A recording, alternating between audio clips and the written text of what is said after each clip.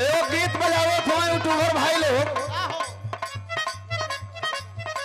Latest जमाने का नई गीत बा, हारमोनियम वाले संकेत बतावत हो कैसा है।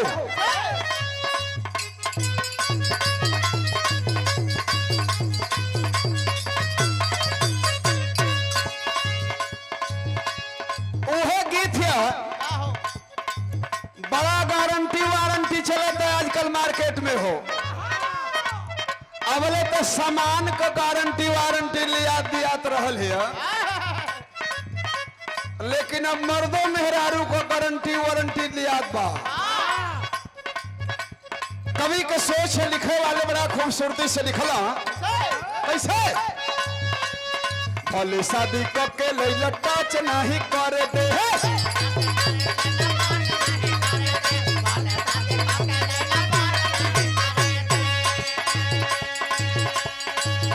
अरे मिली ना जवाब तो लेते हैं नहीं धरे दे।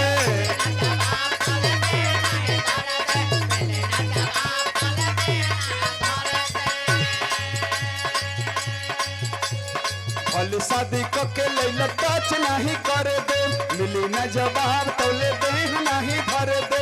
कितना दिन ले चलईबा ई वारंटी लिख के दा, कमर डैमेज नहीं करबा ई गारंटी लिख के दा।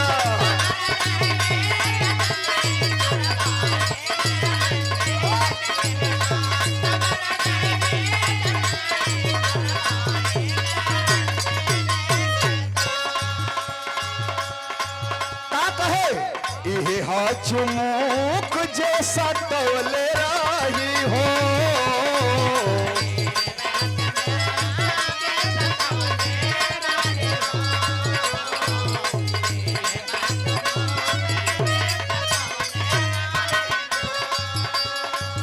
असर पोर पोर ले चढ़वले रही हो।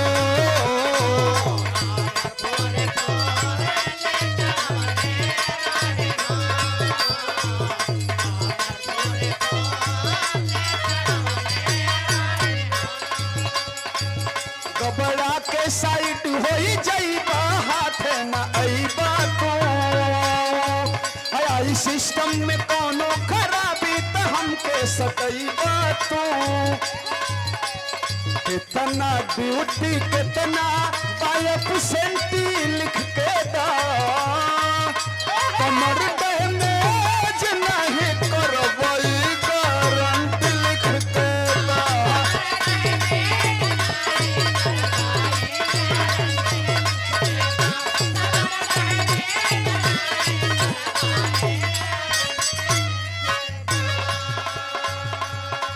और केसवा पार से परम आदरणीय माननीय सुरेश पांडे जी, जो बहुत बड़े हमारे शुभ चिंतक हैं, और विपिन बिहारी पाठक जी में आपने ढोलक भी बजाया है, अपने जमाने के बड़े सुंदर ढोलक वादक भी रहे हैं।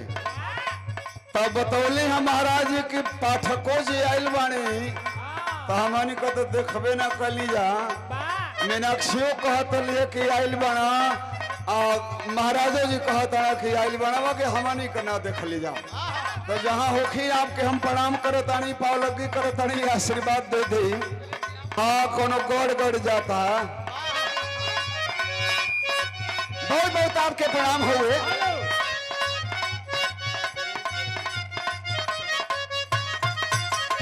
हथवा में कलमिया गड़ी गड़ी जाए,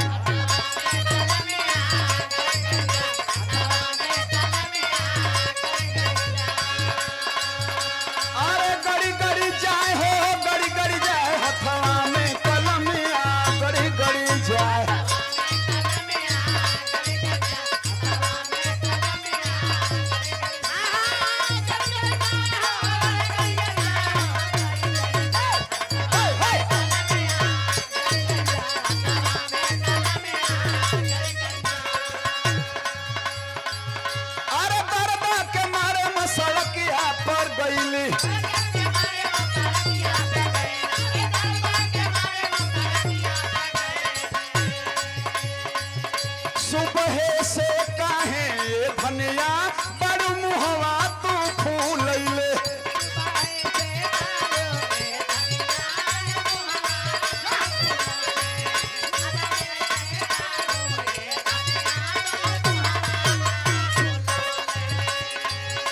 चूल्हियों में कुछ भात रोटी नहीं खूतू तो बनैले